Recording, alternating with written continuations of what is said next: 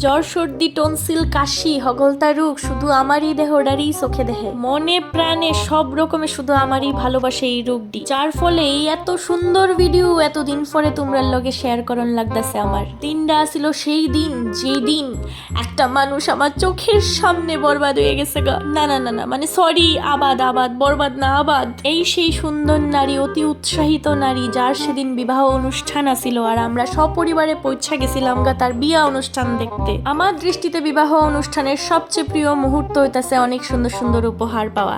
জানি অনেকে কব তুমি শেষরা, কিন্তু না, উপহার পাইতে কান্না ভাল লাগে কৌ। আমাদের সেই ছোটবেলার বন্ধু অতি উৎসাহিত বিশ্বজিৎ আমার ছবির সম্পর্কে কিছু বুঝাইতে না বুঝাইতেই জামাই আয়া হাজির। দেহ কি সুন্দরটা লাগতেছে আমরার বোন জামাইরে। ইতা করলে হইতো না, বোন জামাইতে বেশি সুন্দর কিন্তু আমরার বোন।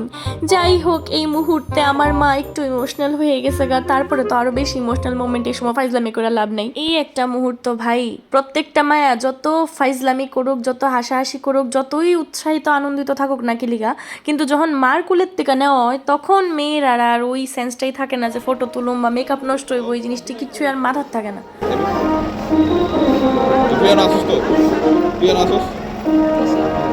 তারপরেই হইতেছে আমার সখীর জীবনের শেষ কান্না আর আমার সখীর জামাইয়ের জীবনের শেষ হাসির সেই মুহূর্ত।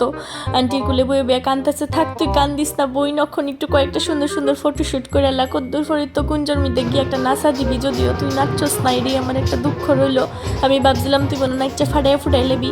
কিন্তু হ্যাঁ, এই ভিডিওটা তোমরা কেমন লাগছে তোমরা জানাইও, আর নেক্সট পার্টি দেখার লিগা তোমরা সবাই এক্সাইটেড কিনা এটাও আমার একটু জানাই দিও।